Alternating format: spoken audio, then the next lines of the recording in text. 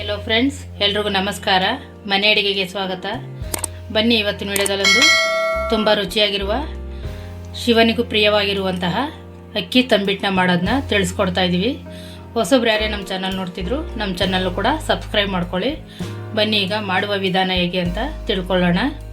ಬನ್ನಿ, ಈಗ ನಾನು ಒಂದು ಬಾಣಲೆನ ಇಟ್ಟಿದ್ದೀನಿ ಸ್ಟವ್ ಮೇಲೆ. ಇದಕ್ಕೆ ನಾನು 1 ಪಾವ್ ಆಗೋಷ್ಟು ಅಕ್ಕಿನ ತೊಗೊಂಡಿದ್ದೀವಿ. ಇದು ರೇಷನ್ ಅಕ್ಕಿ ಏನಲ್ಲ, ಮಾಮೂಲಿ ನಾವು ಗೌರಿ ಇದೆಲ್ಲ ಹೆಂಗೆ ಬಳಸ್ತೀವೋ ಬುಲೆಟ್ ರೈಸು, ಅದನ್ನೇ ತೊಗೊಂಡಿದ್ದೀನಿ. ಇದನ್ನು ಲೋ ಫ್ಲೇಮ್ ಇಟ್ಕೊಂಡು ಬಿಸಿ ಮಾಡ್ಕೋಬೇಕು. ಕೆಂಪುಗೆ ಹುರ್ಕೋಬೇಕೆಲ್ಲನೂ. ನೋಡಿ, ಈಗ ಈ ರೀತಿ ಕೆಂಪುಗೆ ಹುರ್ಕೊಂಡಾಗಿದೆ. ಇಷ್ಟು ಬ್ರೌನ್ ಕಲರ್ ಬಂದರೆ ಸಾಕು. ಉರಿಯುವಾಗ ಕೂಡ ನಮಗೆ ಘಮ ಘಮ ಅಂತ ಸ್ಮೆಲ್ ಬರ್ತಾ ಇರುತ್ತೆ, ಅಷ್ಟಾದರೆ ಸಾಕು. ಈಗ ನಾನು ಇದಕ್ಕೇನೆ ಹುರ್ಗಡ್ಲೆನ ಹಾಕೋತಾ ಇದ್ದೀನಿ, ಒಂದು ಅರ್ಧ ಬಟ್ಲಾಗೋಷ್ಟು. ಹುರ್ಗಡ್ಲೆ ಜಾಸ್ತಿ ಏನು ಉರಿಯೋದು ಬೇಡ. ಅಕ್ಕಿ ಬಿಸಿಯಾಗಿದೆಯಲ್ಲ, ಅಕ್ಕಿ ಉರಿಯೋದಿದ್ರೆ ಅದನ್ನೇ ಹಾಕಿ ಜಸ್ಟ್ 2 ನಿಮಿಷ ಕೈ ಆಡಿಸಿದ್ರೆ ಸಾಕು. ಅದ್ರ ಜೊತೆ ಕಡಲೆನೂ ಕೂಡ ಫ್ರೈ ಆಗುತ್ತೆ. ನೀವು ಸೊಸೈಟಿ ಅಕ್ಕಿಲೂ ಕೂಡ ಮಾಡ್ಕೋಬೋದು, ಆದರೆ ಅದಕ್ಕೆ ಕಡಲೆ ಜಾಸ್ತಿ ಹಾಕ್ಕೊಂಡು ಮಾಡ್ಕೋಬೇಕು. ಇಲ್ಲಾಂದರೆ ತಂಬಿಟ್ಟು ತುಂಬಾ ಗಟ್ಟಿ ಬರುತ್ತೆ. ರೇಷನ್ ಅಕ್ಕಿ ಅಂದರೆ ಅಷ್ಟು ರಫ್ ಇರುತ್ತಲ್ಲ, ಅದಕ್ಕೆ ಅದು ಆ ರೀತಿ ಇರುತ್ತೆ. ಇದು ಅಂಗಡಿ ಅಕ್ಕಿಲಿ ನಮಗೆ ಸಾಫ್ಟ್ನೆಸ್ಸು ಜಾಸ್ತಿ. ಈಗ ಇದಾಗಿದೆ, ಇದನ್ನೆಲ್ಲ ಒಂದು ಪ್ಲೇಟ್ಗೆ ಬಗ್ಗಿಸ್ಕೊಳ್ಳೋಣ. ಅಕ್ಕಿ ಕಡಲೆ ಎಲ್ಲನೂ ಹುರಿದು ಒಂದು ತಟ್ಟೆಗೆ ಆರಕ್ಕೆ ಇಟ್ಟಿದ್ದೀವಿ. ಅಷ್ಟರೊಳಗೆ ಕಡಲೆ ಬೀಜನೂ ಕೂಡ ಹುರ್ಕೊಬಿಡೋಣ. ಇದು ಕೂಡ ಸ್ವಲ್ಪ ಹುರಿದಾದ್ಮೇಲೆ ತಣ್ಣಗಾಗೋಕ್ಕೆ ಬಿಡಬೇಕು. ಇದು ಸಿಪ್ಪೆ ಎಲ್ಲ ತಕ್ಕೋಬೇಕಲ್ಲ, ಅದಕ್ಕೋಸ್ಕರ ಫಸ್ಟ್ ಹುರಿದ್ಬಿಟ್ಟು ಬಿಟ್ಟರೆ ಇದು ಕೂಡ ತಣ್ಣಗಾಗೋಕ್ಕೆ ಆಗುತ್ತೆ. ನೋಡಿ, ಈಗ ಕಡಲೆ ಬೀಜ ಎಲ್ಲ ಹುರ್ಕೊಂಡಾಗಿದೆ. ಇದು ಕೂಡ ಒಂದು ಪ್ಲೇಟ್ಗೆ ಹಾಕಿ ಆರಕ್ಕೆ ಇಡೋಣ. ನೋಡಿ, ಈಗ ಕಡಲೆ ಬೀಜನ ಹುರ್ಕೊಂಡು ಒಂದು ತಟ್ಟೆಗೆ ಆರಕ್ಕೆ ಇಟ್ಟಿದ್ದೀನಿ. ಇಲ್ಲಿ ಅರ್ಧ ಬಟ್ಲಾಗೋಷ್ಟು ವೈಟ್ ಎಳ್ಳನ್ನ ತೊಗೊಂಡಿದ್ದೀನಿ. ನೀವು ಬೇಕು ಅಂದರೆ ಬ್ಲ್ಯಾಕು ಎಳ್ಳು ಹಾಕೋಬೋದು. ಇಲ್ಲಿ ನಾನು ವೈಟ್ ಎಳ್ಳನ್ನ ತೊಗೊಂಡಿದ್ದೀನಿ ಅಷ್ಟೇ. ಇದೊಂದು 2 ಸೆಕೆಂಡ್ ಅಷ್ಟೇ, ಬೇಗ ಆಗೋಗುತ್ತೆ, ತುಂಬ ಹೊತ್ತು ಟೈಮ್ ಹಿಡಿಯಲ್ಲ. ನೋಡಿ, ಎಳ್ಳು ಒಂದು 2 ನಿಮಿಷ ಅಷ್ಟೇ, ಬೇಗ ಹುರ್ಕೋಬೋದು, ಸೀದೋಗ್ಬಿಡುತ್ತೆ. ಇಲ್ಲಾಂದರೆ ಈ ರೀತಿ ಕೆಂಪಾಳಾದರೆ ಸಾಕು. ಇದು ಉರಿಯುವಾಗ ಚಿಟಪಟ ಅಂತ ಸೌಂಡ್ ಬರ್ತಾಯಿದ್ರೆ ಸಾಕು, ಆಗಿದೆ ಅಂತ. ಇದನ್ನು ಕೂಡ ಒಂದು ಪಾತ್ರೆಗೆ ಹಾಕ್ಕೊಳ್ಳೋಣ. ಈಗ ಮತ್ತು ಅದೇ ಬಾಂಡಿಗೆ ನಾನು 2 ಟೇಬಲ್ ಸ್ಪೂನ್ ಆಗೋಷ್ಟು ಗಸಗಸೆನ ಹಾಕೋತಾ ಇದ್ದೀನಿ. ಗಸಗಸೆ ಜಸ್ಟ್ ಬಾಣಲಿ ಬಿಸಿ ಇರುತ್ತೆ, ಅದರಲ್ಲಿ ಅಷ್ಟೇ 1 ಸೆಕೆಂಡ್ ಅಷ್ಟೇ ಹುರ್ಕೊಂಡ್ರೆ ಸಾಕು. ತುಂಬ ಫ್ರೈ ಆಗೋ ಥರ ಏನಿಲ್ಲ,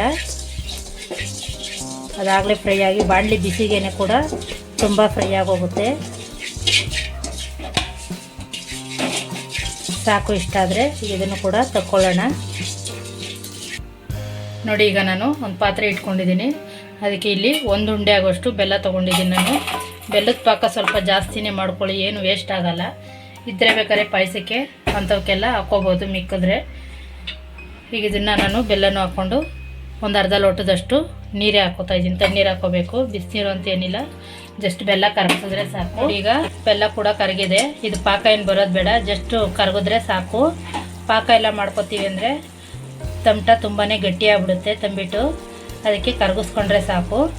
ಈಗ ಇದಾಗಿದೆ. ಈಗ ಅಕ್ಕಿ ಮತ್ತು ಕಡಲೆ ಎರಡೂ ಕೂಡ ತಣ್ಣಗಾಗಿದೆ. ಈಗ ಇದನ್ನು ನಾವು ಪುಡಿ ಮಾಡ್ಕೋಬೇಕು. ಇಲ್ಲಿ ನಾನೊಂದು ಮಿಕ್ಸಿ ಜಾರ್ನ ತೊಗೊಂಡಿದ್ದೀನಿ. ಮಿಕ್ಸಿ ಜಾರ್ಗೆ ಹುರಿದಿರೋಂಥ ಅಕ್ಕಿ ಮತ್ತು ಕಡಲೆನೂ ಹಾಕೋತಾ ಇದ್ದೀನಿ.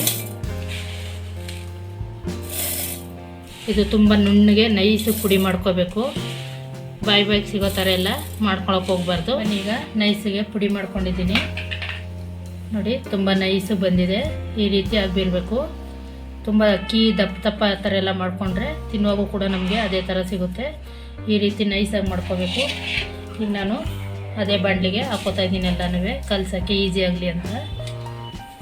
ಈಗ ಮತ್ತೆ ಅದೇ ಜಾರಿಗೆ ಹುರಿದಿಟ್ಕೊಂಡಿರೋಂಥ ಕಡಲೆ ಬೀಜನೂ ಕೂಡ ಹಾಕೋತಾ ಇದ್ದೀನಿ. ಇದು ಜಾಸ್ತಿ ಪುಡಿ ಮಾಡೋ ಹಂಗೇನಿಲ್ಲ, ಜಸ್ಟ್ ಒಂದು ರೌಂಡ್ ಆಫ್ ಮಾಡಿದ್ರೆ ಸಾಕು. ಇದು ತಿನ್ನೋಕ್ಕೆ ಬಾಯಿಗೆ ಸಿಗಬೇಕು, ಹಂಗಿದ್ರೆ ಚೆನ್ನಾಗಿರುತ್ತೆ. ನೋಡಿ, ಈಗ ಕಡಲೆ ಬೀಜನೂ ಕೂಡ ಪುಡಿ ಮಾಡ್ಕೊಂಡಿದ್ದೀನಿ. ಅದನ್ನು ಕೂಡ ಇದೇ ಪಾತ್ರೆಗೆ ಹಾಕ್ಕೊಳ್ಳೋಣ. ಇದ್ರ ಜೊತೆನೆ ಒಣ ಕೊಬ್ಬರಿ, ಗಸಗಸೆ, ಹುರಿದಿಟ್ಕೊಂಡಿರೋಂಥ ಎಳ್ಳು, ಇದಿಷ್ಟನ್ನು ಹಾಕಿ ಮಿಕ್ಸ್ ಮಾಡ್ಕೊಳ್ಳೋಣ. ಈಗ ಎಲ್ಲನೂ ಮಿಕ್ಸ್ ಮಾಡ್ಕೊಂಡಿದ್ದೀನಿ.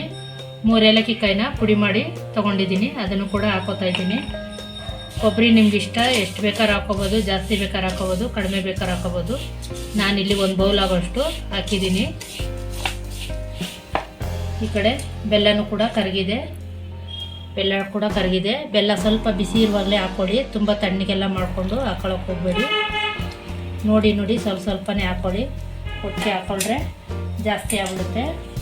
ಈಗೆಲ್ಲನೂ ಸ್ವಲ್ಪನೇ ಹಾಕ್ಕೊಂಡು ಮಿಕ್ಸ್ ಮಾಡ್ಕೊಳ್ಳೋಣ. ಬಿಸಿ ಇರುವಾಗಲೇ ಕೈ ಹಾಕೋಕ್ಕೆ ಹೋಗಬೇಡಿ. ಈ ಥರ ಒಂದು ಸ್ಪೂನು ಅಥವಾ ಅನ್ನದ ಕೈನ ಬಳಸಿ ಮಿಕ್ಸ್ ಮಾಡ್ಕೊಳ್ಳಿ. ಬಿಸಿ ಇರುವಾಗಲೇ ಹಾಕಿದ್ರೆ ಕೈ ಕೂಡ ಚರ್ಮನೇ ಕಿತ್ಕೊಬಂದ್ಬಿಡುತ್ತೆ. ಸ್ವಲ್ಪ ತಣ್ಣಗಾದ್ಮೇಲೆ ಕೈ ಹಾಕಿ ಉಂಡೆ ಕಟ್ಕೋಬೇಕು.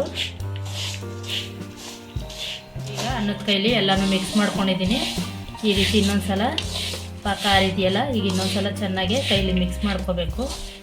ಮಿಕ್ಸ್ ಮಾಡಿಕೊಂಡು ನಿಮ್ಗೆ ಉಂಡೆ ಎಷ್ಟು ದಪ್ಪ ಬೇಕೋ ಅಷ್ಟು ದಪ್ಪನ ಉಂಡೆ ಕಟ್ಕೋಬೇಕು.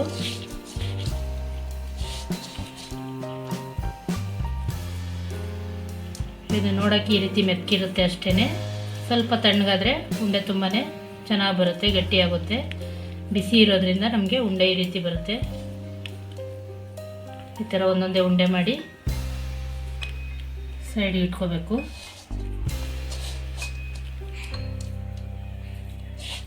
ಬಿಸಿ ಇರುವಾಗಲೇ ಕಟ್ಕೊಳ್ಳಿ, ಇಲ್ಲಾಂದರೆ ಪದೇ ಬೆಲ್ಲ ಬಿಸಿ ಮಾಡ್ಕೊತಾ ಇರಬೇಕಾಯ್ತದೆ.